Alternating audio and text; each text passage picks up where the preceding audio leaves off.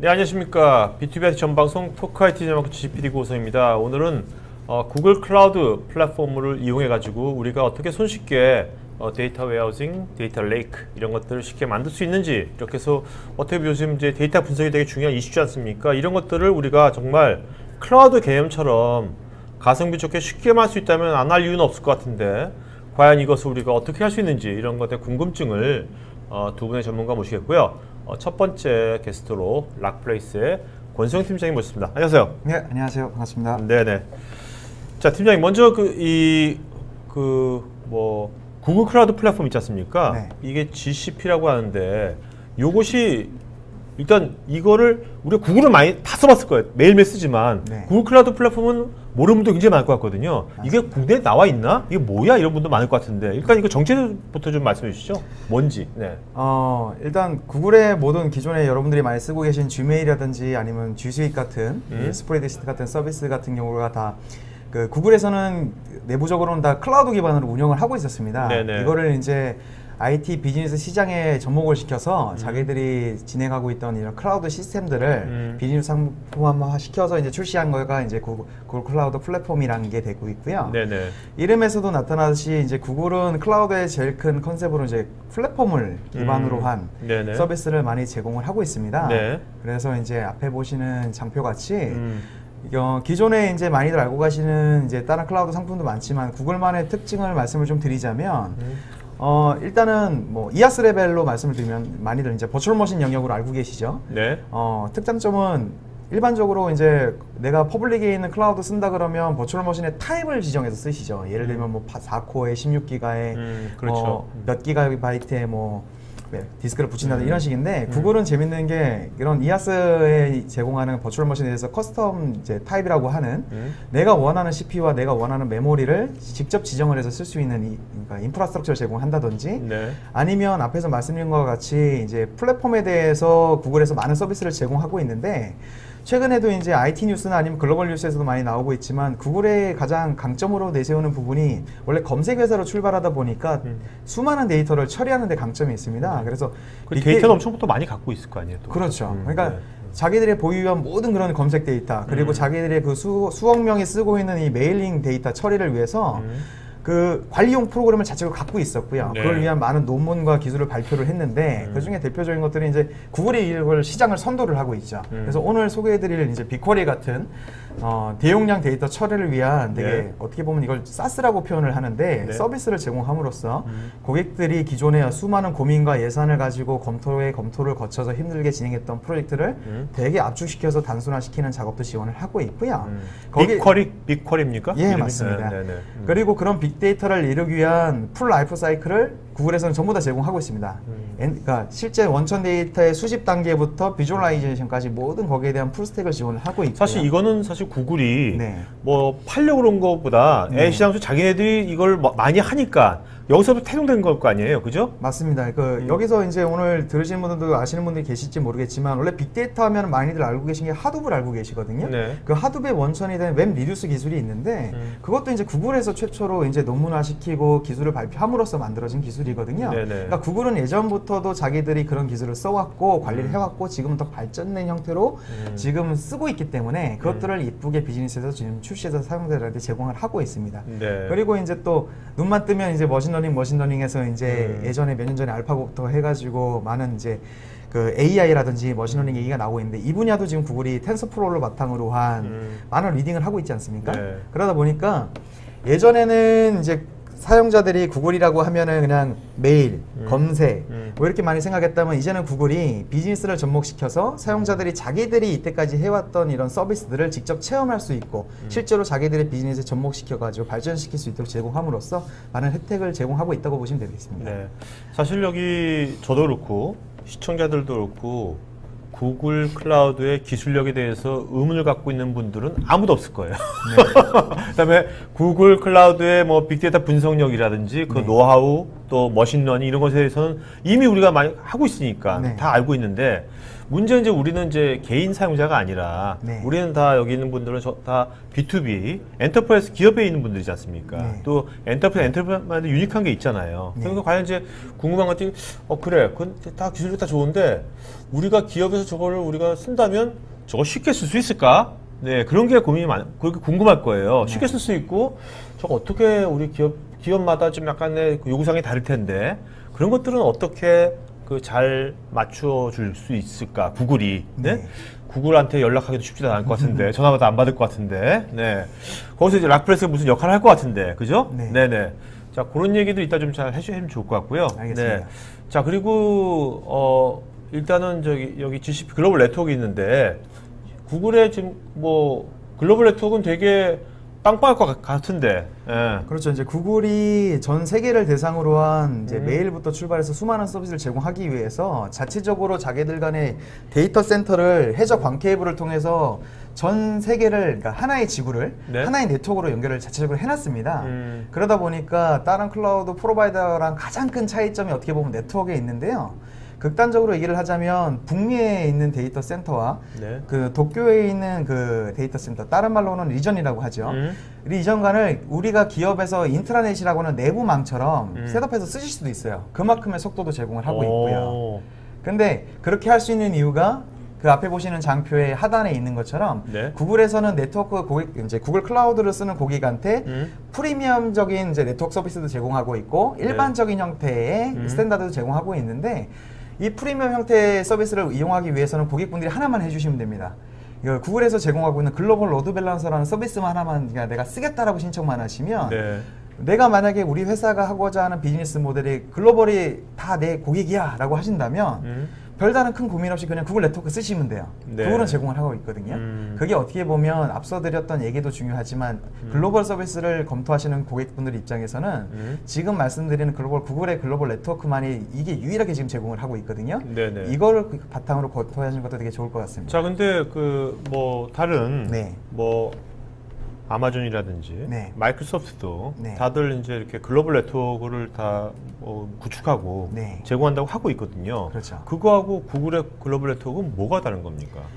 일단은 이제 예를 들면은 타 클라우드 프로바이더 같은 경우에는 그 리전 간, 그러니까 각 지역에 위치한 데이터 센터 간의 통신하기 위해서는 기본적으로 피어링이라고 하는 데이터 센터 간의 연결 작업을 해야 되고 그 두 개의 리전 간의 통신 같은 경우도 기본적으로는 각 국가나 지역에 존재를 하는 ISP 사업자, 그러니까 우리나라로 치면 KT나 SK 같은 망 제공 사업자를 통하게 되기 때문에 네. 그 망 속도에 제한을 받습니다. 하지만 구글은 앞에서 말씀드린 것과 같이 자체 광 케이블을 해저 광 케이블 8개를 통해 가지고 기본적인 페타바이트급의 네. 초고성능 네트워크를 다 구성을 하고 있고요. 아, 그러면 각 그 국가에 있는 네. 통신사와 상관없이 네, 자체망입니다. 자체망, 네. 완전 무결한, 네. 100% 퓨어한. 네. 네, 오케이. 거기에서 만약에 더 가속을 내기 위해서 다 일종의 팝 서버라고도 표현하고 엣지 서버라고도 표현하고 있는 캐시 서버들을 다 지역에 유치를 시키고 있어서 한 100개 이상 되는데요. 네네. 그걸 통해서 일종의 CDN적인, 그러니까 컨텐츠 딜리버리 네트워크 같은 효과까지 가속 효과도 추가적으로 제공을 하고 있습니다. 네네. 그래서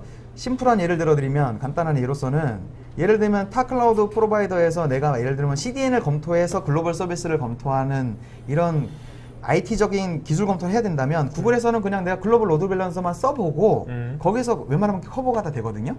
그 다음에 내가 거기서도 속도가 100% 마음에 안 들면 네. 그 다음에 이제 CDN 같은 부가적인 비용을 발생시킬 수 있는 서비스를 검토하시면 된다는 장점을 가지고 있죠. 어쨌든 간에 굉장히 쉽게 이제 이걸 테스트 해볼 수 있는 거네요, 자체적으로. 네, 맞습니다. 어떻습니까? 그 팀장님은 국내 이제 뭐 게임사라든지 게임사도 이제 글로벌하게 비즈하는 거지 않습니까? 네. 뭐 글로벌하게 진출하는 여러 회사들 컨설팅도 많이 하시고 해봤을 텐데 네. 어떤 그 구글의 GCP의 글로벌 네트워크에 대한 만족도 같은 건 어떠신가요? 아주 높으시죠. 아, 그래요? 기본적으로 저희가 최근 테스트 사례 같은 경우라도 봤을 때 북미하고 도쿄 지역하고 통신을 했을 때 한 150ms밖에 안 나오거든요. 네네. 그 150ms, 그러니까 편도 기준인데 이게 거의 빛의 속도랑 유사합니다. 네. 거리상으로 계산을 하면요. 이 정도의 망을 구글은 제공을 하고 있는 거고요. 특히나 이런 서비스를 통해서 게임사들이 누릴 수 있는 부분이 어떤 게 있냐면 저도 게임을 좋아하는 편인데요. 네. 보면은 요즘에는 지역을 탈피한 게임, 내가 이제 미국에 있는 사람과 또는 유럽에 있는 사람과 게임을 같이 통합 서버로 운영을 하고 한편이 싶은데 돼가지고 같이 뭐 대전 격투를 한다든지 네네네. 총싸움을 하고 네. 싶은데 이게 지역 간에 독립되어 있는데 이걸 하나로 묶어서 하고 싶어요. 아. 그런 걸 하고 싶으면 구글 클라우드에서 글로벌 네트워크 쓰시면 많은 부분이 해소가 되거든요. 네네. 그리고 또 이제 게임사가 아니더라도 글로벌 네트워크를 이용하는 어떤 베네핏이 있으시냐면 글로벌 서비스를 원하는 고객들 중에 통합 레파지토리를 원하시는 분들이 있어요. 통합 데이터베이스라든지 이런 게 이제 지역 간이 멀리 떨어진 데이터 센터를 쓰시면 이거를 동기하는 것 자체도 미션이세요. 네네. 엄청나게 힘들어서 그것도 많이 컨설팅을 하고 있는데 구글 네트워크를 쓰시게 된다면 그 리플리케이션 이슈도 거의 대부분이 그냥 자체적으로 해결이 되세요. 네네. 전용망을 쓰니까요. 오케이. 네. 네. 자, 우리가 이제 뭐 오늘 GCP 이것도 알아보는 시간이 다 안 될 것 같고요. 네네. 오늘 아무래도 여기 오신 분들은 일단 아까 정말 GCP를 이용해 가지고 네. GCP가 목적이에요. GCP를 이용해서 우리가 어떻게 데이터 분석을 쉽게 할 수 있는지 네. 이제 그거에 대해서 이제 우리가 좀 알아보기로 하고요. 그거에 대해서 이제 궁금한 것은 근데 락플러스 왜 나온 거야? 락플러스 무슨 역할 하는 거지? 이런 궁금증이 있을 것 같아요. 그죠? 네. 팀장님은 일단 락플러스가 어떤 회사인지 잠깐 말씀해 주시고 팀장님 역할은 뭔지. 네. 저희 락플레이스는 저희 2005년에 설립된 국내 최고의 오픈소스 전문 업체입니다. OS 영역부터 미드웨어, 데이터베이스, 기타 이제 에코시스템까지 네. 국내에서 가장 많은 인력을 보유한 상태로 오픈소스를 하고 있던 업체고요.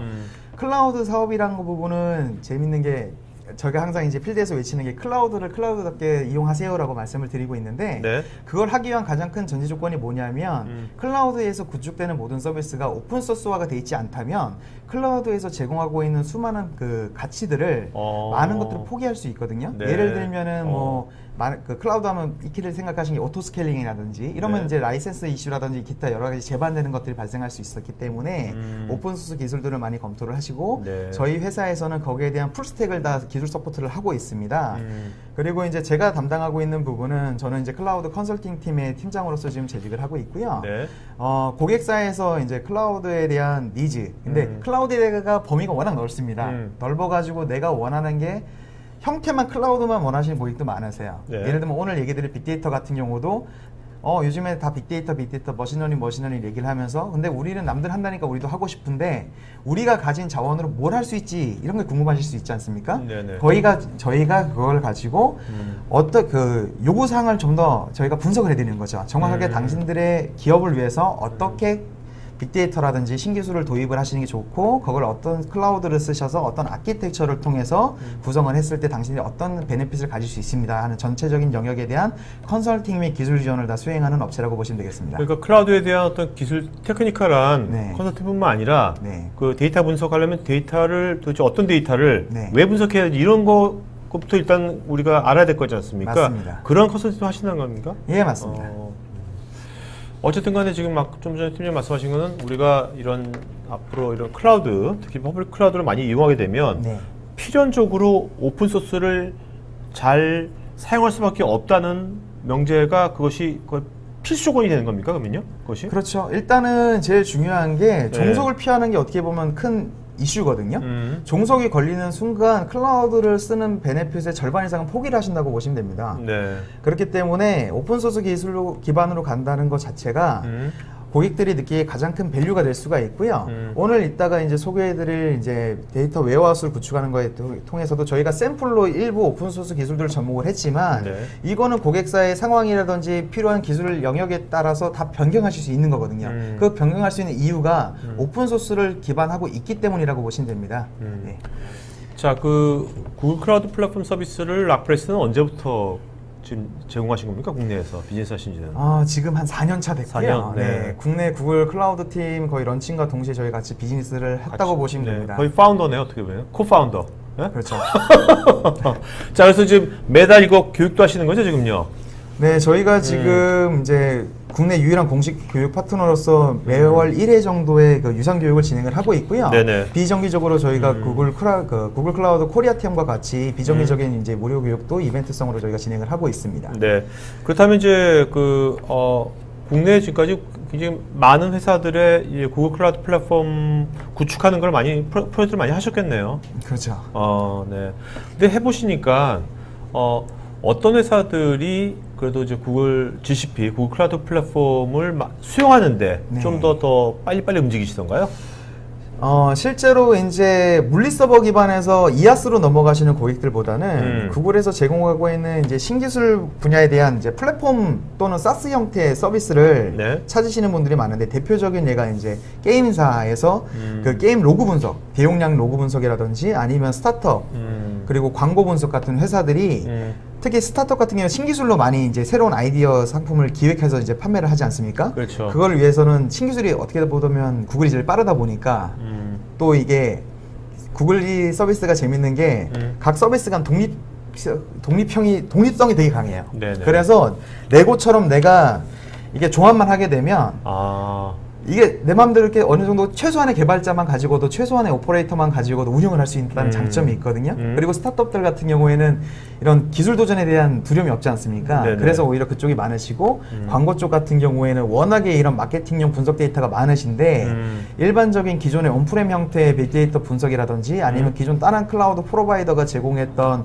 이런 플랫폼 또는 이아스 기반의 빅데이터 이제 서비스로는 이제 비용적인 한계나 성능적인 한계가 있었던 분이 구글에서 많이 커버가 되다 보니까 그분들이 오히려 더 많이 네. 이제 구글 클라우드에 관심 갖고 찾아주고 계십니다. 그러니까 지금 이제 국내에서 이제 GCP를 이용해 가지고 네. 좀 뭔가 이게 데이터 분석 쪽을 많이 활용한 데들이 일단은 좀 게임에서는 이제 로그 데이터들, 네. 그다음에 스타트업 새로운 신규 비즈니스 하려는 데들은 이제 신규 비즈니스 새로운 이제 모델 같은 걸 만들려면 네. 데이터를 잘 활용해야 될 거 아닙니까? 네. 그런 데들.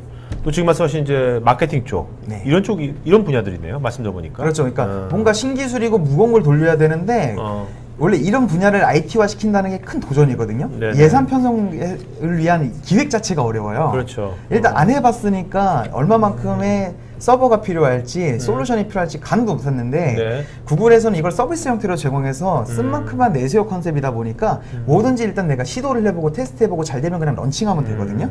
이 컨셉이 딱 맞아 떨어지다 보니까 그쪽이 많이 찾고 있습니다. 그럼 이제 이런 그 구글 클라우드를 이용해가지고 우리 한번 데이터 분석하고 이런 거 해봐야겠다는데 이걸 진짜 돈을 내기 전에 네. 뭐 무료 트라이얼 뭐 버전 같은 것도 있습니까? 그런 기간 같은 게 있나요? 그런 네, 것도? 그걸 언제든지 그 이제 구글 클라우드 플랫폼 홈페이지 가셔서 네. 회원 가입을 하시면은 1년 동안 사용할 수 있는 300불의 크레딧을 구글에서 제공을 하고 있고요. 네. 그거는 이제 구글에서 제공하고 있는 거의 대부분의 서비스에 적용이 가능합니다. 그리고 저희 같은 이제 리셀링 파트너를 통하시면 저희가 이런 스타트업이나 아니면 대규모 업체라든지 저희가 구분하지 않고 어느 정도의 무상 컨설팅을 다 지원하고 있습니다. 네네. 그러면 같이 이제 저희는 협업하자 모드이기 때문에 같이 협업을 통해서 기본적인 아키 잡고 방향성 잡으신 다음에 같이 윈윈할 수 있는 비즈니스를 진행하시는 걸 저희가 권장드리고 있습니다. 자, 그러면 이제 우리가 좀 있으면 이제 데모를 보겠지만 네. 그 락플레이스의 역할은 네. 이제 구글 클라우드 플랫폼 있지 않습니까? 이 플랫폼을 기업이 잘 자기 맞춤형을 쓰게 하기 위한 그런 이제 프로세스 컨설팅하고 그다음에 이거 어떤 경우에는 이제 실제 그 리포트라든지 이거 보는 것도 잘 맞춤형 보고 싶어 할 거 아니에요. 네. 그런 것들 관련된 것들을 해주시고 또 관련된 또 오픈소스 필요한 것들이 있으면 연결시켜주고 구축해주고 이런 걸 하시는 겁니까? 네, 락플레이스가 안 하는 기업 비즈니스 분야가 딱 하나가 있습니다. 저희가 네. 직접적인 개발만 수행하지 않고 있고요. 원하신다면은 저희가 각 도메인에 필요한 기술 전문 개발 업체와 같이 협력을 해서 고객이 원하시는 그 시스템을 구축하기 위한 A부터 Z까지를 다 저희가 맡아서 수행할 수 있는 역량도 가지고 있습니다. 네. 자, 양승원님께서 이제 비개발자도 초보자 사용할 수 있나요? 특히 이제 아까 이제 마케팅에 쓰신다 그랬는데 네. 이것이 마케팅 같은 이제 현업 부서에서 네. 이런 GCP를 이용해 가지고 자기네 데이터를 분석하고 고객 데이터 분석하고 이런 것들을 할 수 있나요? 비개발자라고 하시면 이게 구글의 최고 큰 장점인데 진입 장벽이 높지가 않습니다. 네. 서비스 기반이다 보니까 진입 장벽이 높진 않고요. 대신 특이사항이 뭐가 있냐면 네. 앞에서 말씀드린 것 같이 서비스가 독립형이고 레고 형태이기 때문에 많이 알면 알수록 약간 머리가 아프시긴 하실 거예요. 네. 그거를 저희가 해결해 드리는 부분이긴 한데 네네. 비개발자라고 두려워하지 마시고요. 내가 원하는 서비스가 어떤 서비스의 이름으로 제공되는지만 알고 네. 거기에 대한 도큐멘트 사용법만 좀 익히신다면 그냥 데이터를 그냥 예를 들어 빅데이터 하고 싶어 그러면 오늘 이따 결론적으로 말씀드리면 데이터 구글의 빅쿼리라는 서비스에 부어놓고 거기서 내가 셀렉트문만 좀 공부하면 되거든요. 네네. 분석해내고서 그거 그냥 연결해서 보기만 하시면 돼요. 그러니까 큰 부담 없이 사용하시면 되겠습니다. 뭐 실렉트 문이야 우리가 엑세스 마크로만 아시는 분이라면 네. 쉽게 하실 수 있는 거죠, 그죠? 그렇죠. 조건문이니까. 네. 자, 이제 실제 우리 그 데모 백물불견이라고 실제 데모를 보는 게 우리가 훨씬 더 이해하기 빠를 것 같습니다. 자, 락플레이스의 김성호 대리님 모셨습니다. 자, 김 대리님. 네. 안녕하세요. 네, 안녕하세요. 네. 김 대리님 벌써 딱 룩앤필이 네. 좀 개발자 같으신데 개발자 출신이세요? 아니요. 저는, 아니세요? 네. 굉장히 그 뭐 머리 좋은 개발자 같은 느낌이 드는데. 원래는 미드웨어 출신입니다. 아, 미드웨어? 네, 미드웨어. 오라클 네. 파트너사 미드웨어 출신. 알겠습니다. 네. 자, 여기 뭐 지식 기반에 거의 실시간 로그 분석, 실시간 로그 분석이 안 하고 네. 거의 실시간이라면 이게 뭐 몇 초 상관이라는 얘기인가요? 네, 수초 이내에 이제 네네. 실시간이라고 하면 또 이제 지금 현재 흘러가는 시간에 대해서 집착하시는 분들이 계셔가지고. 네네네. 네.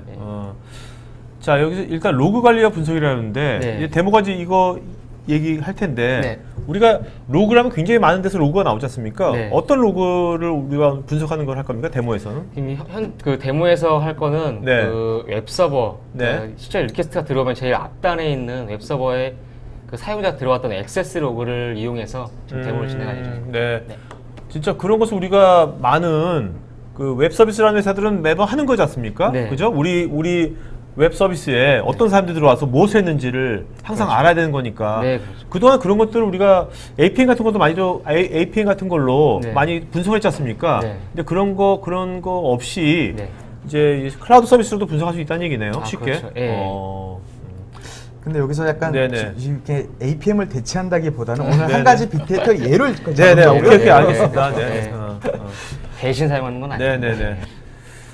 자, 그러면 로그 분석 아키텍처 잠깐 설명해 네, 주신다면. 뭐 네. 간략하게 설명드리면요, 음. 아키텍처가 실제 클라이언트가 간단히 생각하시면 저희가 뭐 컴퓨터에 접속해서 인터넷을 열어가지고 네. 특정 페이지에 들어가는 거, 그걸 클라이언트가 호출을 하면은 그 GCP 내에 있는 로드 밸런서가 그 리퀘스트를 받아가지고 네. 그 GCP에 있는 VM 인스턴스에 그러니까 하나씩 라운드 로빈 방식으로 리퀘스트를 그 보내줄 거예요. 네네. 그 안에 있는 기존에 준비되어 있는 엔진X, 그러니까 웹서버가 그 리퀘스트를 받고 바로 답변을 주고 끝나는 형식인데 이때 엔진X에 그러니까 사용자가 들어와서 남은 액세스 로그를 뭐 오픈소스인 파일비트와 로그스태시가 수집을 해서 구글의 빅쿼리에 익스포트 이렇게 넘겨줘가지고 네. 그거를 구글 시트를 이용해서 시각화하는 거를 데모의 마지막 부분으로 하고 있습니다. 뭔가 전문 용어도 막 나오고 뭔가 좀 어려워진다는 느낌이 드네요, 좀.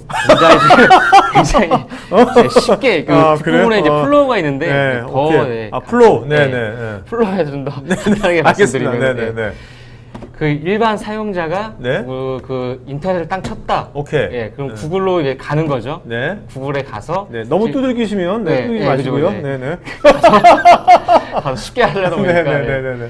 구글에 가서 네. 구글의 그 대문이 네. 제일 큰 대문이 로드 밸런스라는 애가 오케이. 있는데 네. 걔가 대문에서 문을 이렇게 열어줘가지고 받으면은 그 뒤에 이제 실제 기존 구성해 놓은 거는 네. 지금 어플리케이션 하나만 되어 있는데 네네. 이게 실제로는 100개가 구성이 그럴 되어 수도 있어요. 있겠죠. 그렇죠. 100개를 구성을 기존에 데모에 해놨고요.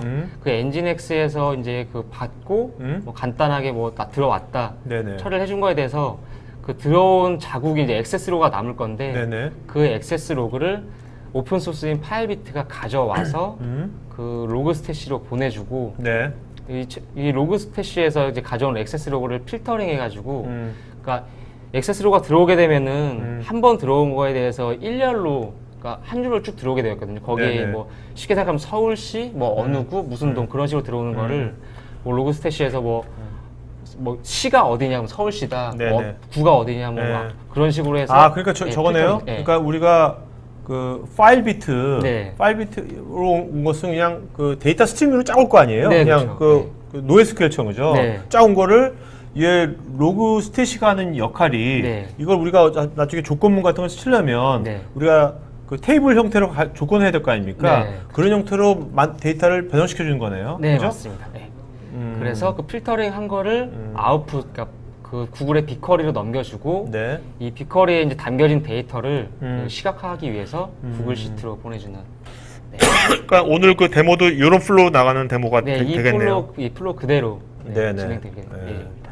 그러니까 파일 비트라는 것은 지금 그 아까 로그 데이터가 네. 쭉 올 거 아닙니까? 스트리밍으로. 네. 그죠? 그것을 어떤 형식으로 얘가 바꿔주는 겁니까? 그러니까 일렬로 오는 데이터를 네네. 뭐 서울시 뭐 강남구 뭐 압구정 네네. 동이다 네. 그러면 이 파일비트가 하는 역할은 뭐 시 서울, 뭐 구, 뭐 강남구, 네네. 동, 뭐 압구정 동 네. 이런 식으로 이 형식 자체를 제이슨 형식이라고 하는데 아, 네네. 이런 형식으로 변형을 해서 아. 그 로그스태시로 넘겨주는 역할을 하는 거죠. 네네네.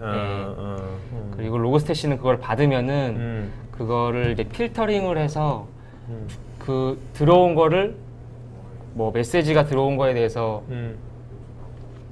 뭐 그 필요한 데이터만 뭐 서울, 네네. 뭐 시 어떤 거 뭐 구 이런 거만 골라가지고 이게 그 빅쿼리로 넘기게 되는 네네네. 역할을 하는 거죠. 어쨌든 간에 사실은 그 아까 마케팅 부서에 있는 사람들은 이 로그스탯이라든지 5비트를 알 필요가 없는 거죠. 그죠? 어차피 이 내부적으로 흘러가는 거고 예. 마케팅 하는 사람들은 나중에 이제 로그스탯에서 나온 네. 테이블 형태로 데이터가 될 거 아닙니까? 네, 그렇죠. 그런 거니까 그 사람들 쉽게 아주 쉬운 아까 쿼리문 같은 거 네. 쉽게 해가지고 자기가 원하는 분석을 할 수 있는 거죠. 예, 그죠? 그분들께서는 이제 들어와 있는 데이터를 음. 그냥 뭐 셀렉트문 이용해서 그렇죠. 어떻게 활용할 네네네. 것인지만 생각하시면 되는 거고요. 알겠습니다. 예. 네. 그리고 구글의 빅쿼리는 어. 뒤에 데모 영상에 자세히 보여드릴 건데 네. 그 데이터가 뭐 데이터의 저장 및 분석을 해줄 수 있는 데이터 웨어하우스라고 보시면 되고요. 데이터 레이크 같은 개념이에요. 네네, 그렇죠. 오케이. 자, 그럼 실제 데모를 네. 실제 보는 게 좋을 것 같아요. 네. 데모 영상 진행하면서 중간중간에 제가 뭐 멈추고 설명드리도록 네. 하겠습니다.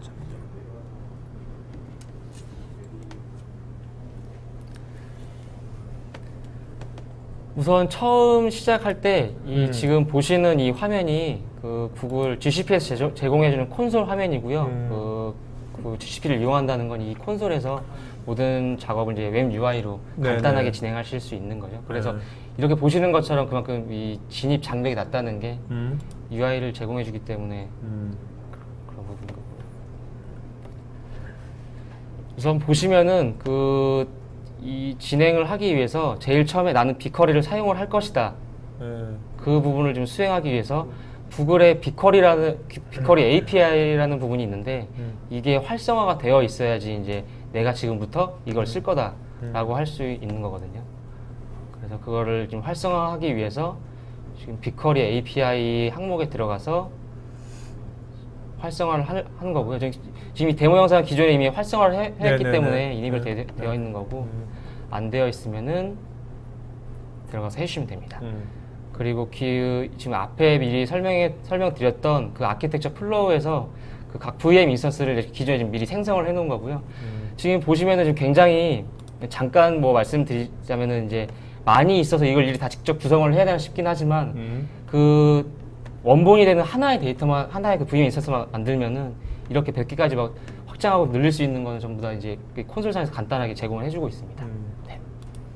그래서 지금 기존에 100개가 뭐 만들어져 있는 거를 간단하게 보여드리는 부분이고요.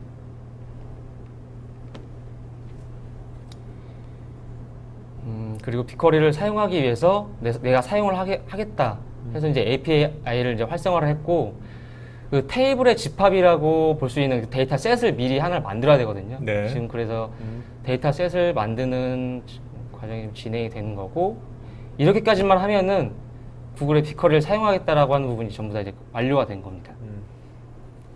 그래서 지금 이게 하려고 하는 부분이 그 제일 처음 보셨던 그 클라이언트가 원래 이제 그 리퀘스트를 보내려면은 사용자가 일일이 다 들어가서 확인을 해야 되는데 데모 영상에는 일일이 사용자가 들어가서 볼 수 없기 때문에 이것도 이제 아파치 벤치마크라고 해서 이미 뭐 사용자가 들어가서 뭐 그 해당 이 주소를 뭐 호출을 하는 그 쉽게 생각해서 뭐 네이버 한번 들어가는 거를 찍는 건데 이 명령어 자체가 뭐 처음부터 마이너스 되어 있는 부분이 한 번에 50명의 사람이 네. 5번 접속을 1분 동안 60초 동안 진행을 하겠다. 네네. 그래서 제가 지금 호출하는 URL은 뭐 로드 밸런서 URL인데 뒤에 뭐 카트.php는 그 웹서버 엔진엑스의 이제 그 간단한 페이지를 하나씩 만들어 놓은 거예요.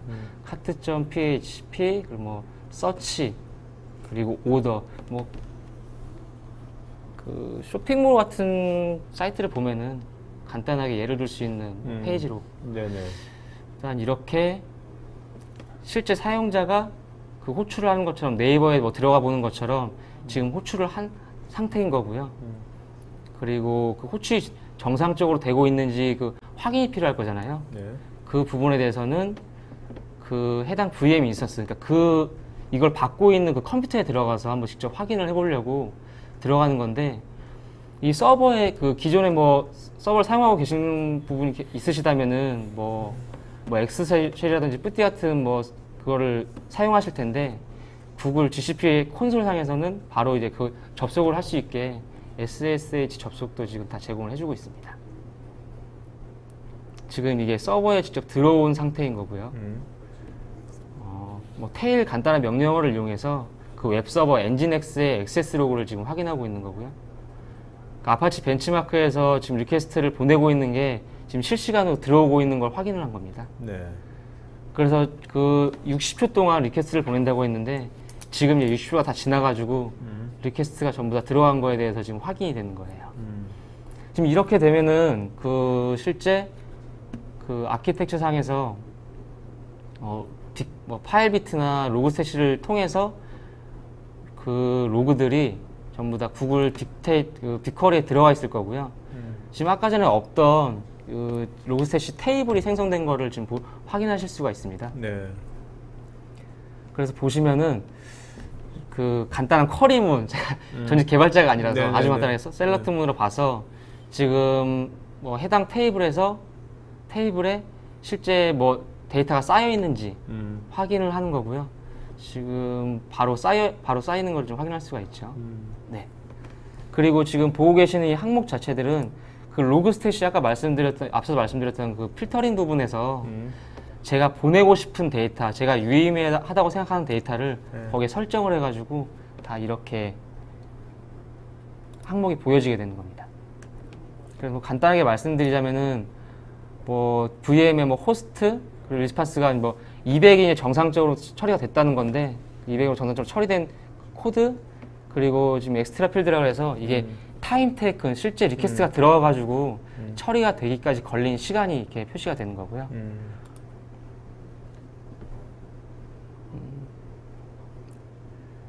그리고 지금 들어와 있는 이 리퀘스트의 평균 걸린 시간을 확인을 하려고 지금 셀렉트 에버리지를 이용해 가지고 지금 보는 부분입니다.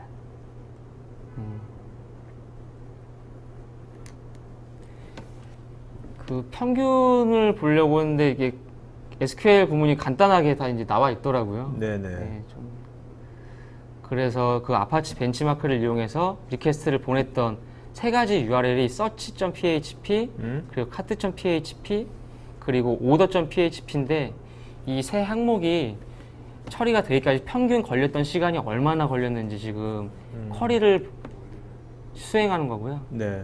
쿼리 수행하자마자 빅쿼리에서 아주 빠른 시간 내에 이렇게 평균 몇 초가 걸렸다, 2.4초가 걸렸다고 지금 나오는 거고요. 네네. 지금 각 그 해당 페이지 search.php나 뭐 cat.php 그리고 order.php는 뭐 1초에서 뭐 3초, 뭐 4초에서 5초 이런 식으로 일부러 지금 딜레이를 발생시켜 놓은 상황이에요. 네. 그래서 각 지금 search.php의 뭐 평균 처리 시간은 뭐 몇 초였나? 그러면 1.5초 바로 확인이 되고, 그리고 얘네들 중에 가장 오래 걸렸던 애는 몇 초였나? 쿼리 날리면 바로 걸리는 시간이 뭐 5초였다. 이렇게 바로 확인할 수 있는 거고요.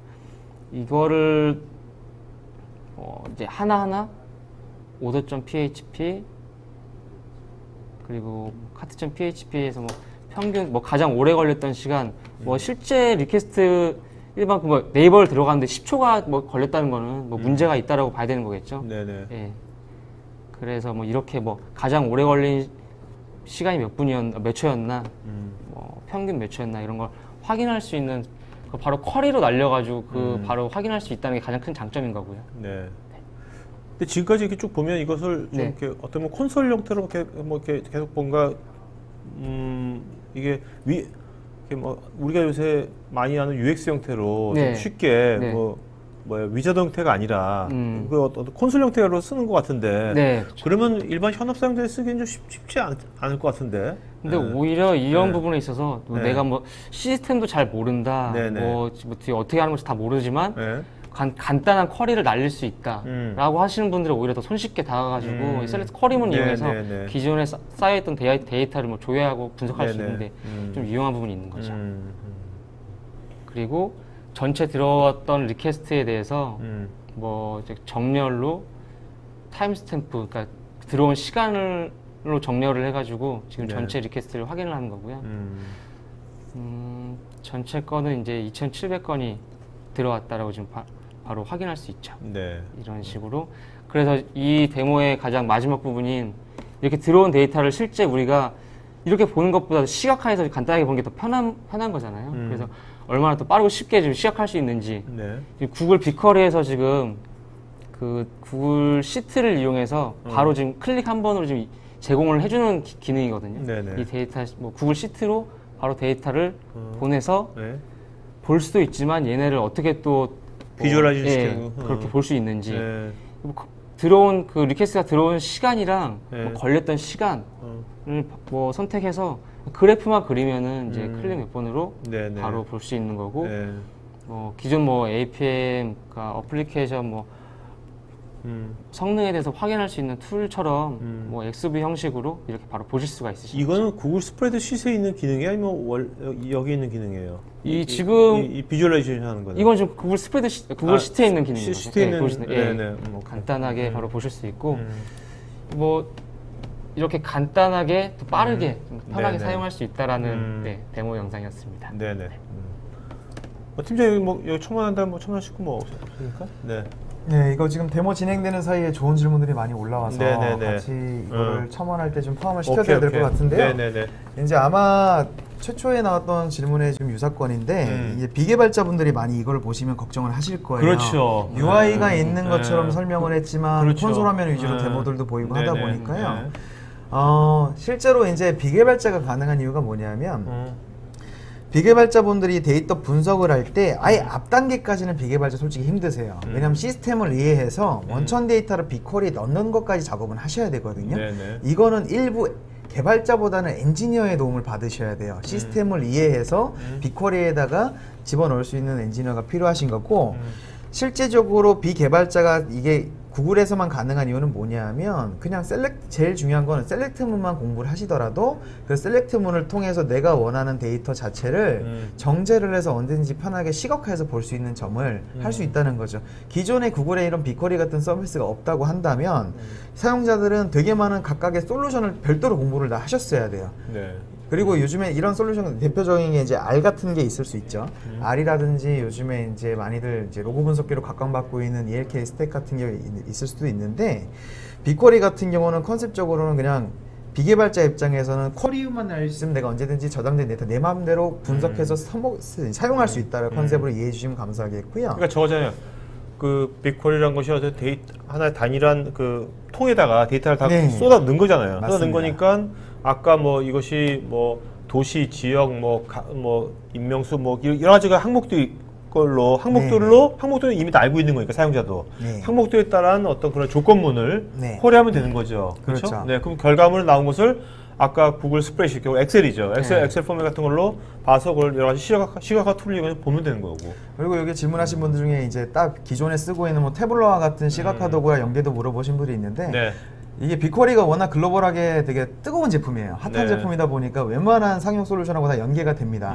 그런 장점도 있으니까 만약 기존에서 기업에서 쓰고 있는 BI 솔루션이 있으실 경우에는 네네. 웬만한 거는 다 빅쿼리랑 연동이 가능하세요. 그러면은 이제 하나만 해결하시면 되죠.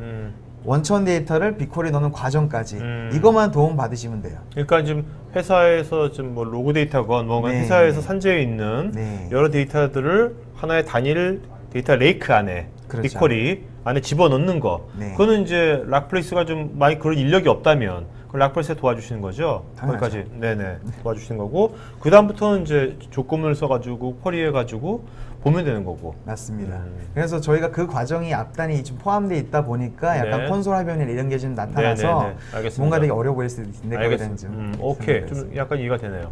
자, 그러면 이제부터 Q&A 시간 갖도록 했고요. 김현수님께서요. 엘라스틱 서치 스택이랑 같이 쓸 수 있는지요?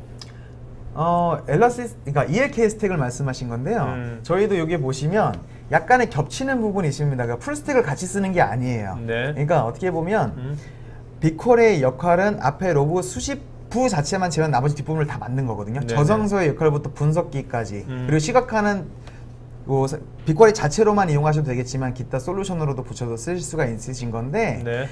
그러니까 같이 쓸 수 있어요. 같이 쓸 수 있는데 궁극적으로 빅쿼리의 가장 큰 장점이 뭐냐면 기본적으로 빅쿼리 서비스는 테라바이트급 이상의 데이터를 처리하기 위한 그 서비스입니다. 네. 대표적으로 한 4TB의 데이터를 비정형 데이터를 다 넣어놓고 풀스캔 하는데 맥스 제 개인 테스트 했을 때도 한 43초 정도 걸리고 평균치로 치면 한 20초 정도 걸리세요. 네네. 그러면 이게 기존의 ELK 스택의 아주 고성능 PC에서 구성을 하시던지 아니면 그 오라클의 아주 고성능의 비싼 그 어플라이언스 장비를 쓰시더라도 거의 불가능한 그 상황인데 빅쿼리 쓰시면 그게 이제 테라바이트당 5불 받거든요. 분석. 어이구, 야. 그러면 4TB 분석하시면 20불 나와요. 야. 그러니까 이제 껌값보다 좀 비싸네. 그렇죠. 근데 잘 쓰여요. 이게 이러니까 이제 빅쿼리를 처음에 쓰셔가지고 뭔가 느끼신 분들은 열심히 조회를 하시는데 적은 돈도 모이면 비싸다고 그거는 좀 조심하시고요. 네네네. 그런 것만 주의하신다면 뭐 같이 쓰는 건 상관이 없는데 궁극적으로는 잘 쓰신다면 ELK 스택에서 앞단만 쓰실 거예요. 저희처럼 로고 스탯이 정도. 네. 그래서 사실 그 예전에 우리가 뭐 90년대부터 데이터 웨어하우징이다 뭐다 해가지고 그죠? 네? 데이터 뭐지 데이터 레이크 말고 뭐더라 또 하나 개념 하여튼 그런 거 해가지고 돈 엄청 많이 써가지고 서버 사고 뭐 사고 해서 했는데 활성 안 되고 되게 많았지 않습니까? 맞습니다. 그런 것처럼 이거는 이제 써서 안 되면 안 쓰면 되는 거니까 그죠? 네? 그렇죠. 비즈니스 안 되면 그러니까 이런 것들은 굉장히 정말 획기적인 거죠. 어떻게 보면 가성비 면에서 보면 그렇죠. 제가 컨설팅 할 때도 고객분들이 제일 힘들어하시는 게 빅데이터 시스템을 구축을 하기 위한 예산을 얼마만큼 잡아야 되니 자체를 가지고 계속 핑퐁만 치시다가 끝나시는 경우가 많거든요. 자, 그 다음에 수영학파님께서 실시간 로그 분석이 가능하다면 애플리케이션이나 서버의 로그 수집 및 모니터링이 굉장히 간편해지겠네요 라고. 그렇죠. 근데 거의 실시간입니다. 네네. 100% 실시간이 아니기 때문에. 그래도 뭐 몇 초 간격이라면 그 정도라면 다 내가 보기엔 뭐 할 수 있을 것 같고요. 그 다음에 이런 애플리케이션이나 서버 로그 수집 같은 거는 어차피 이거 하는 거면 그 회사에 이런 엔지니어가 있을 거 아닙니까? 그러면 그 정도 엔지니어라면 지금 로그를 그 빅쿼리 데이터 레이크에 집어넣는 것까지도 할 수 있을 것 같은데요? 좀만 가르쳐 주시면. 그렇죠. 그러니까 로그 데이터는 다 존재를 하실 거고 그 로그 데이터를 배치로 넣을 거냐 아니면 스트리밍 형태로 넣을 거냐만 방침만 정해진다면 그거를 빅쿼리에 던질 수 있는 오픈소스 솔루션들은 되게 무궁무진하거든요. 네네네. 오늘은 저희가 아까 로그셋이 기반으로 했지만 뭐 대표적인 게 뭐 플런디라든지 뭐 기타 여러 가지 솔루션들이 있으니까 그거는 저희가 입맛에 맞게 지원해드리면 되는 부분이고요. 그러니까 지금 저는 이제 저희 시청자분들께서도 꼭 GCP를 쓰시라는 것이 아니라 이런 것을 아까 구글에서 뭐 이렇게 체험 300불인가 구글 달라고 준다는 거 해볼 수 있는 거잖아요. 맞습니다. 해볼 수 있으니까 회사에 있는 그 특히 이제 우리 운영자들은 이런 이제 로그 시스템 로그가 굉장히 많이 나오니까 그죠? 그런 것들을 한번 지금 이거 GCP 트라이얼 버전 갖고 한번 해보시는 거. 그래서 조금 만들어 보시는 게 그게 어떻게 보면 괜히 어디 가서 뭐 말만 듣지 마시고 실제 이렇게 해보시는 게 그게 과연 그게 빅데이터를 해보는 거 아닌가 어떻게 보면 그죠? 작은 규모지만. 해보시는 거 좋을 것 같아요. 자, 근데 여러분들 지금 설문조사 하고 있으니까요. 설문에 응해주시면 더 좋은 방송 만들겠고, 특히 이제 거기 이제, 이거 한번 우리 한번 상담 좀 받아봐야겠다 하면, 팀장님께서 직접 가셔서 상담해 주실 겁니까? 네, 저는 웬만하면 직접 갑니다.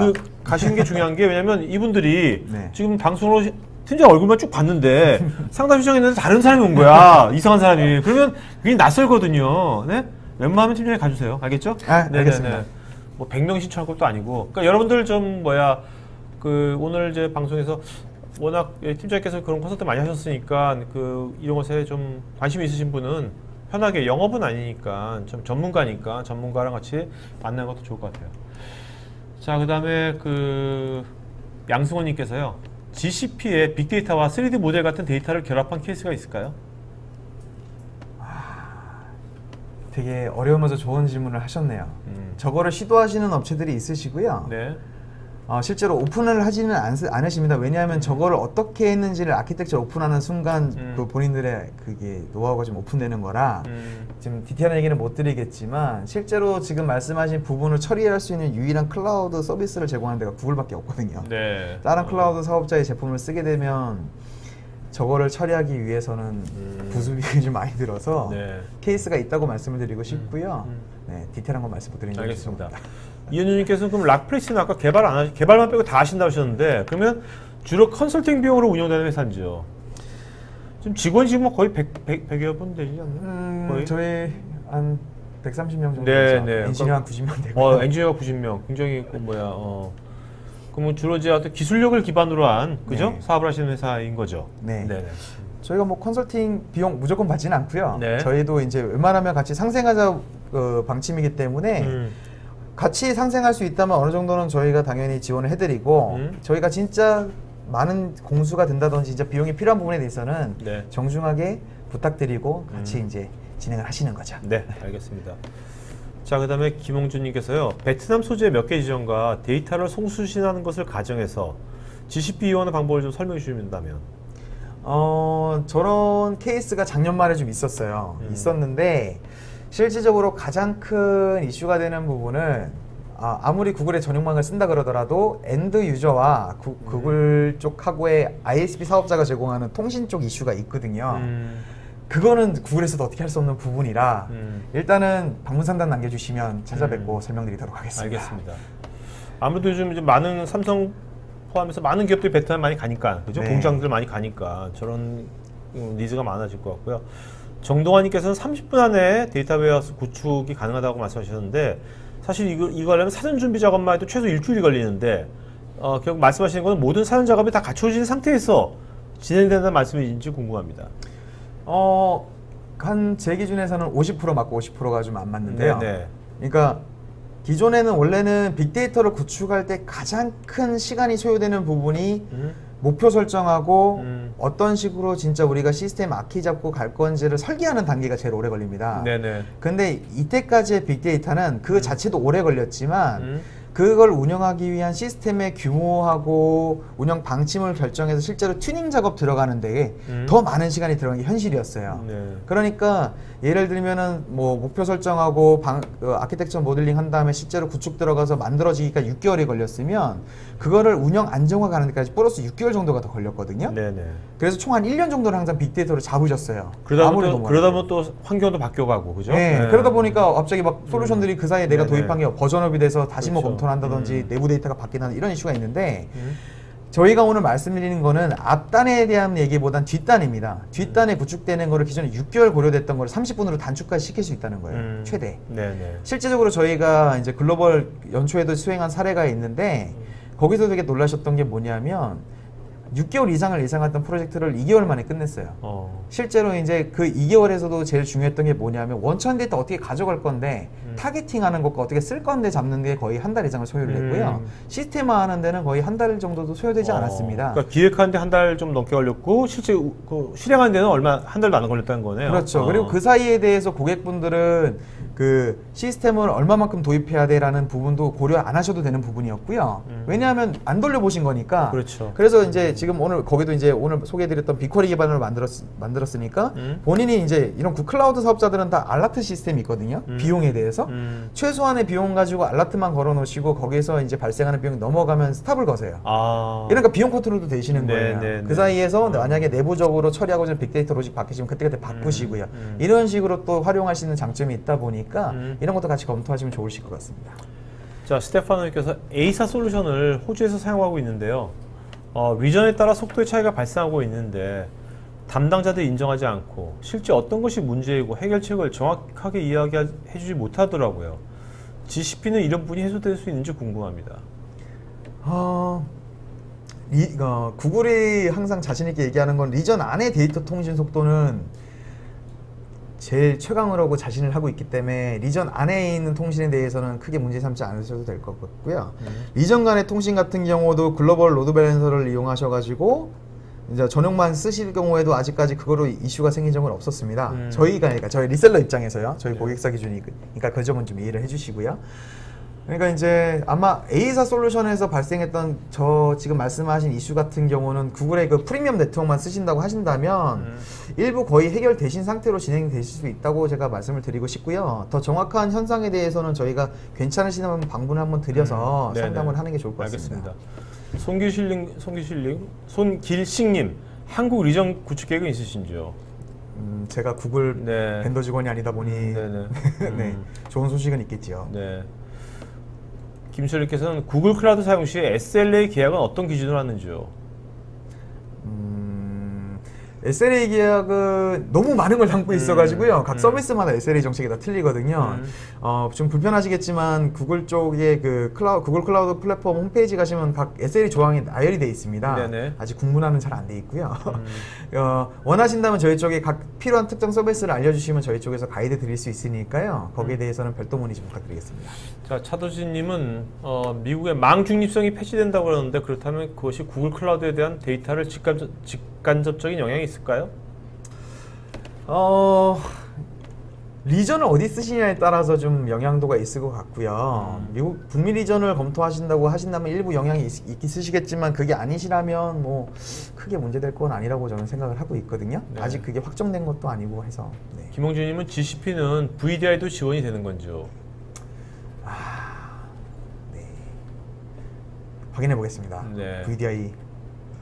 자, 홍성우님은 ERP 및 CRP 정보를 빅데이터 및 웨어하우스도 가능할까요? 오래된 로 데이터도 가능한지요? 네, 다 가능한 부분이라고 말씀을 드리고 싶은데요. 기존에 ERP나 CRP를 특정 솔루션을 쓰셔가지고 블랙박스화된 데이터를 쓰시면 이거를 빅데이터에 넣더라도 이제 빅쿼리에 넣더라도 이거를 분석 자체가 불가능하기 때문에 그건 안 되고요. 만약에 기존에 이제 옮기고자 하는 데이터 자체가 이제 블랙박스 형태만 아니라면 빅쿼리에 넣고 상호간에 매핑할 수 있는 지점만 있으면 오래됐거나 안 오래됐거나 상관없이 다 조인하실 수 있거든요. 이용하다가 가능하시다 보시면 될 것 같습니다. 박우일님, 쇼핑몰에서 사용하기에 적절할지 궁금합니다. 상품 검색이나 구매 시 쿼리 속도가 느리면 이탈률이 커질 텐데요. 쿼리의 복잡성은 거의 없기 때문에 누적 데이터가 쌓여도 인덱싱 관리가 잘 되어 최적화에 문제가 없을지 궁금합니다. 네, 빅쿼리는 빅데이터용 솔루션이고요. 이게 지금 말씀하신 실시간적 DB로는 적합하진 않습니다. 그렇기 때문에 만약에 쇼핑몰에서 데이터베이스가 필요하시다면 빅쿼리보다는 구글 클라우드 같은 경우는 클라우드 SQL이라고 하는 RDBMS 서비스를 제공하고 있거든요. 네. 또는 초대형 쇼핑몰 같은 경우에서는 최근에 구글에서 스패너라고 하는 뉴시퀄 기반의 무한 수평 확장 가능한 DB도 출시를 했습니다. 그런 것들은 아주 초고 성능을 제공하고 있기 때문에 그런 쪽으로 오히려 이제 검토하시는 걸 권장드리고 싶습니다. 네. 지정호님, DW 구축하기 위해서 기존 DB 자료 변환에 대한 시스템적인 지원이 궁금합니다. 저희한테 일단 상담 받으시면 가능한 영역은 다 도움드릴 수 있습니다. 어떻게 시스템적인 자동화 그런 것들이 있다? 툴 같은 것들이? 그러니까 자동화 고객분이 어떤 걸 쓰시냐에 따라서 자동화 있고 안 되고 있어가지고요. 그다음에 양수호님께서 비개발자 초보자가 입문하려면 어떻게 해야 하는지요? 무엇부터 배워야 할 건지요? 입문하시려는 분야가 빅데이터신지 클라우드신지에 따라서 완전히 방향이 틀리신데요. 만약에 지금 찾으시는 교육 커리큘럼 자체는 아마 국내에는 존재 안 하신다고 보시는 게 맞으실 것 같습니다. 이제 구글에서 이제 저희를 통해서 제공하고 있는 이제 교육 프로그램 같은 경우도 어떻게 구글 클라우드를 잘 쓰시면 됩니다라는 컨셉이기 때문에 네. 그쪽은 좀 안 맞으실 거고요. 만약에 클라우드 쪽에 관심이 있으시다면 원래 클라우드의 범위가 워낙 넓기 때문에 본인이 이제 관심 있어 하는 IT 분야를 먼저 포커싱 하셔가지고 해당되는 그 인프라스트럭처 영역이면 인프라 아니면 특정 그 빅데이터면 빅데이터 이런 식으로 포커싱을 하셔가지고 거기에 대한 이제 아젠다를 셋업을 하시는 게 좋으실 것 같습니다. 심동환님, 데이터가 너무 커서 백업도 쉽지 않은 상황인데 이런 데이터를 클라우드로 옮겨서 빅데이터로 활용할 수 있을까요? 시간이 얼마나 소요될까요? 시간은 물리적인 그 네트워크 밴드위스에 따라서 틀리겠죠. 네. 그래서 처음에는 한번 물리적으로 전체를 옮기는 시간 전체는 좀 대량으로 발생을 하실 거예요. 데이터가 크시는. 그 이후에 발생되는 데이터는 스트리밍 또는 아니면 그 배치성으로 뭐 저희 고객 같은 경우는 10분 단위나 5분 단위로도 옮기시거나 아니면 일회성으로 이게 1회 정도로 이렇게 올리시는 고객분들도 계신데 이런 식으로만 이제 처음에만 좀 고생하시고 나중에는 이게 배치성으로 옮기시게 되면 큰 이제 시간적 소요 없이 편안하게 쓰실 수 있거든요. 네. 이거는 그러면 저기 뭐야 실제 과금을 네. 데이터 사이즈로 과금을 하는 겁니까? 어떻게 과금을 하는 겁니까? 네. 그 빅쿼리는 크게 요금제가 내부적으로 여러 개가 있는데 네. 대표적인 비용이 데이터 저장 비용과 데이터 분석 비용 두 가지가 발생을 합니다. 네. 데이터 저장 비용은 쉽게 말씀드리면 이제 클라우드 한 번이라도 써보신 분들은 클라우드 스토리지라는 서비스를 이제 아시고 계시거든요. 그러니까 클라우드에서 제공하는 일종의 웹하드 같은 스토리지인데요. 그 클라우드 스토리지 요금하고 거의 동일한 비용이 빅쿼리에서 일단 저장 요금이 발생을 하고 데이터가 변동이 없을 경우에 90일이 넘은 올드 데이터는 저장 요금이 50% 정도 할인이 됩니다. 아, 네. 그리고 분석비 같은 경우에는 무료 구간이 좀 존재를 하고요. 무료 구간 이후에는 테라바이트당 5불씩 발생합니다. 아까 말씀드린 네, 것처럼. 그래서 자테라 하면 2만 원. 네네. 네. 그러니까 엄청 저렴하세요. 알겠습니다. 이동구님 데이터 웨어하우스와 데이터 마트, 또 데이터 레이크 이거 세 가지 좀 딱 간단하게 좀 구분해 주신다면. 데이터 웨어하우스는 그냥 일반적으로 말하는 데이터 창고입니다. 데이터 그냥 내가 필요할지 안 할지도 모르는 데이터 그냥 창고에다 처박듯이 박아 놓으시면 데이터 웨어하우스고요. 이 중에 내가 필요한 데이터만 재가공을 통해서 일종의 마트에서 내가 상품 고르듯이 언제든지 뽑아 쓸 수 있도록 재정의해서 별도 관리를 하고 있으면 데이터 마트가 되는 거고요. 데이터 레이크는 말 그대로 호수인데 창고보다 더 큰 호수예요. 그래서 저장의 사이즈가 더 컸을 때를 이제 전제하는 거라서 큰 차이는 없습니다. 네네. 자, 한가주님, 노옵스가 데브옵스를 넘어서 이것이 하나의 대세가 되는 건죠. 노옵스와 데브옵스는 컨셉적으로 완전 다르다고 보시면 돼요. 데브옵스는 개발에서부터 출발해서 운영 단계를 말하는 일반적인 문화를 뜻하고요. 구글에서 말하고 있는 노옵스는 뭐냐면 시스템이 구축에 대해서 어플리케이션이 프로덕션 레벨로 올라갔을 때 오퍼레이션의 컨트롤이 필요 없이 그냥 알아서 구글이 모든 걸 돌려주는 프로바이더가 모든 걸 서비스 해주는 걸 노옵스라고 하거든요. 그래서 네. 약간의 컨셉적으로 좀 틀립니다. 네. 이지연님, 로데이터 업로드 속도가 어느 정도 될까요? 로데이터 처리를 위한 스케줄러 사용이 가능할 것 같은데 하드웨어 자원 중 얼마나 사용할 수 있는지요? 고사양 자원을 많이 사용하면 처리가 빠르겠지만 그에 따라 과금액도 커지는지 궁금합니다. 지금 질문하신 내용을 보면 로우 데이터를 구글의 컴퓨터 엔진, 그러니까 버추얼 머신에다 올렸다는 것을 전제로 좀 해야 될 것 같은데요. 구글의 컴퓨터 엔진 같은 경우는 원코어당 내부 네트워크 밴드위스를 2기가씩 줍니다. 만약에 그래서 맥스가 16G인데 8코어 머신만 쓰셔더라도 데이터 전송할 때는 맥스 밴드위스 쓰실 수 있어요. 그러니까 과금액이 그렇게 생각보다 커지진 않으실 거고요. 거의 맥스로 만약에 디스크 IO를 좀 높은 거 SSD나 퍼시던스 디스크를, 그러니까 SSD 같은 좀 고급형을 쓰시면 좀 어느 정도 더 빠르게 옮기실 수 있다는 걸 말씀드리고 싶습니다. 네. 김준호님께서 데모를 30분 정도 사용할 수 있다고 하신 것 같은데 하루라도 완전 무료 계정은 사용해 볼 수 없는 건지요? 네, 그 데모, 그러니까 1년 트라이얼 300불 주는 거고요. 30불이면 300불이고요. 300불을 주는 겁니까? 구글이 주는 거죠? 네. 내가 내는 게 아니라. 네, 그러니까 비용이 발생을 하면 그 300불에서 차감이 되고요. 300불이 딱 넘어가는 순간에 과금이 되는 게 아니고 네. 그 경고를 해줍니다. 네. 결제를 업그레이드 해주세요라고. 네, 결제 네. 안 하시면 돈 안 나갑니다. 네, 그런데 그 말씀하신 하루라도 완전 무료 계정 같은 경우는 아쉽지만 제공하지 않습니다. 처음에 300불 어차피 페이를 해야 되는 거예요, 처음에? 아니요. 그냥 딱 로그인을 해서 네. 신규 가입을 딱 하시면 300불을 쓸 수 있는 거를 구글이 주는 거잖아요, 나한테. 네. 게임 포인트처럼. 그죠? 네, 맞습니다. 그러니까 무료로 쓸 수 있는 거네요, 그러니까. 네, 300불 한도 내에서. 한도 내에서. 네. 네네. 오케이.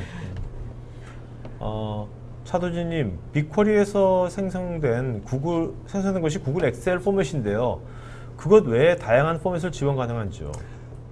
빅쿼리는 되게 다양한 API들을 제공하고 있고 그 API를 사용해서 익스포트하는 형태만 좀 변경을 해주신다면 원하신 포맷으로 아예 커스터마이징까지도 가능하시거든요. 그러니까 뭐 특별 포맷을 지정한다라고는 안 보셔도 될 것 같습니다. 류성민님, 실시간 데이터를 중용하시는 작업에 데이터가 깨질 경우에 메타데이터에서 복구할 수 있을까요? 원래는 메타데이터보다는 데이터 깨지시는 거를 걱정하시는 분들 같은 경우는 중간에 앞단의 아키텍처를 좀 바꾸셔야 되는데 네네.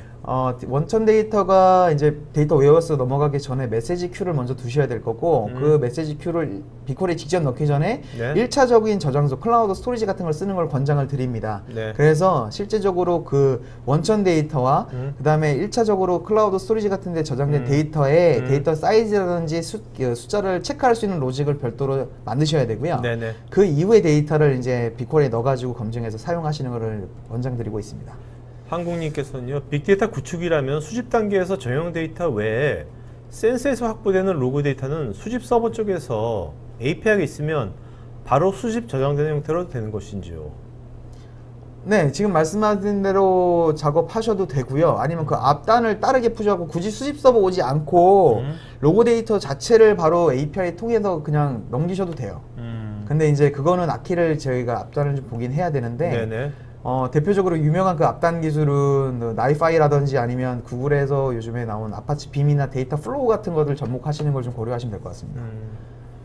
이분께서 개발자와 현업 담당자가 함께 접근하려면 어떻게 접근하면 좋을까요? 제일 중요한 게 제가 필드에서 제일 많이 드는 질문이고요. 제일 힘들어요. 이게 왜 힘드냐면 이건 IT로 해결하시는 게 아니고 기업 문화로 해결을 하셔야 돼요.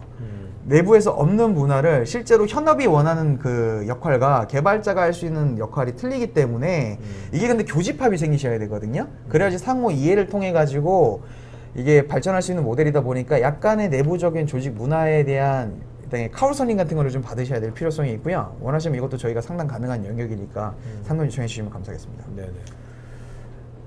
자, 이석준님께서는 서비스 신청 후에 얼마 만에 구축 완료가 되는지요? 구축한 후에 ROI 및 비용 절감 효과가 확연히 나타나는지요? 얼마 만에 구축 완료가 되는 여부는 고객사의 목표 시스템의 이제 사이즈하고 실제로 이제 그 투비 아키텍처 어떻게 나오냐에 따라서 틀리겠죠. 이제 그리고 설치 후 ROI 및 비용 절감 효과가 있다면 대전제가 필요한데 그 고객분께서 기존의 빅데이터 시스템을 운영하고 계시다는 전제가 있어야지 ROI나 비용 절감 효과를 제가 비교를 해드릴 수 있다는 부분이 있는데 저희 경험상으로는 빅데이터 시스템만 놓고 보신다면은 확실하게 비용 절감 효과나 ROI는 나타납니다. 왜냐하면 거기 운영에 대한 리스크라든지 아니면 조회 시에만 대부분 발생하는 이런 조회 요금으로 인해 가지고 그쪽으로 인한 비용 절감 효과가 확실히 있거든요. 네. 노재명님, DW 구성할 때 지원되는 DBMS 제한은 없는 건지요? 지금 말씀하시는 DBMS가 웨어하우스 앞단인지 뒷단인지에 따라서 틀린데 결론은 없습니다. 어차피 API 베이스로 움직이기 때문에 DBMS에 그 웨어하우스 정보를 넣거나 뺄 때 그냥 API만 견줄 수 있으면 되거든요. 네. 김홍준님께서 정형화된 데이터와 비정형 데이터를 혼합해서 사용하는 경우가 있는데 그때 방법 좀 설명 부탁드립니다. 저희가 오늘 컨셉적으로 그 빅쿼리를 팔고자 나온 자리는 아니라서 빅쿼리 소개가 좀 짧았는데 기본적으로 빅쿼리 서비스는 정형 비정형 다 담을 수 있습니다. 그래서 거기서 서로 간에 매핑할 수 있는 데이터만 있으면 그러니까 릴레이션 데이터베이스 기준으로 말씀드리면 포린키 개념 같은 데이터만 서로 양쪽 데이터 간에 존재만 한다면 다 조인 걸 수 있거든요. 그렇게들 많이 쓰세요, 실제 빅쿼리를. 그러니까 한국만 있으면 다 조건별도 만들 수 있는 거잖아요. 네, 그죠? 맞습니다. 네네네. 자, 최재준님께서 DB 보안 측면에 대해서 궁금한데요. DB 암호화 측면에서 암호화가 포함되어 있다고 보면 되는 건지요? 아니면 보안 측면 또 다른 문제인지요? 그 모든 클라우드 프로바이더는 특히나 구글에서는 모든 네트워크 영역하고 모든 서비스, 데이터 영역에 다 암호화가 걸려 있습니다. 데이터 자체 다. 네. 네네. 그래서 대표적인 예가 구글이 이제 최근에 이제 창립 20주년이 됐는데 한 번도 해킹당해서 내 메일 계정이 해킹당했습니다라는 뉴스를 보신 적이 없으실 거예요. 실제로 빼가더라도 다 암호화가 돼 있거든요. 실제로 구글 데이터를 빼내고 싶으면 전 세계 구글 데이터 센터 다 터져야 돼요. 네. 이런 장점이 있습니다. 홍성우님, 기존 DB가 느려가지고 모델링을 새로 시작하고 싶은데 이때 DB를 바꿔도 가능한지요? 마이그레이션 시 추가 비용은 없는지요? 이거 같은 경우도 지금 질문하신 것도 되게 중요한 포인트지만 대전제가 필요합니다. 사용하고 하시는 DB가 데이터 웨어하우스시면은 바꾸셔도 돼요. 근데 만약에 이거를 앞에 쇼핑몰을 문의하신 분처럼 실시간성으로 뭔가를 일반 그 RDBMS처럼 쓰고 싶다 하시면은 아예 검토 자체를 안 하시는 걸로 권장을 드리고요. 용도 자체가 틀리기 때문에 마이그레이션 추가 비용은 당연히 발생을 하겠죠. 그건 협의입니다. 그래서 저희가 소정의 비용을 청구를 하기 때문에 그건 논의하시면 될 것 같습니다. 박우일님, 쇼핑몰에서 기존의 상품 전시 구조는 RDBMS를 사용하고 고객의 행동, 구매 패턴 등을 축적하고 분석하기 위해 빅쿼리를 사용한다면 그 데이터베이스 간의 데이터 조인 및 원하는 형태의 빅데이터를 사용한 통계 자료, 실시간 상품 추천 자료 이런 것들을 만들어내는 것이 빅쿼리 UI 내에서 진행이 가능할까요? 일단 용이하다고 보시면 돼요. 네네. 근데 용이 안 한 부분도 있습니다. 어떤 식의 실제 데이터를 갖고, 빅쿼리 사용 용도가 딱 지금 말씀하신 게 맞으세요. 저런 용도로도 지금 게임사라든지 많은 스타트업이나 되게 글로벌한 광고회사에서 빅쿼리를 저렇게 쓰시거든요. 근데 이제 제가 아닌 부분이 뭐냐면 되게 그 일반 단순히 안시 SQL로만 처리할 수 없는 예를 들면 파이썬 같은 전문 개발 언어를 이용한 디테일한 분석이 필요하신 고객분들도 분명히 존재하시거든요. 그런 부분 같은 경우는 빅쿼리 UI를 좀 벗어나시는 영역이다 보니까 이 부분도 고려는 하셔야 됩니다. 네. 유미호님, 빅데이터 활용이 여러 부서에서 가능한데 이런 프로젝트를 맡는 부서는 어디가 효율적일까요? 제 경험상으로는 마케팅 부서가 제일 좋습니다. 왜요? 실제로 분석에 대한 최종 엔드 데이터를 제일 많이 쓰시는 데예요. 음. 그 다음이 영업팀. 네. 네. 현업 쪽이네요. 그러니까. 예, 실제로 이 데이터를 가지고 필드에서 비즈니스를 하시는 분들이니까요.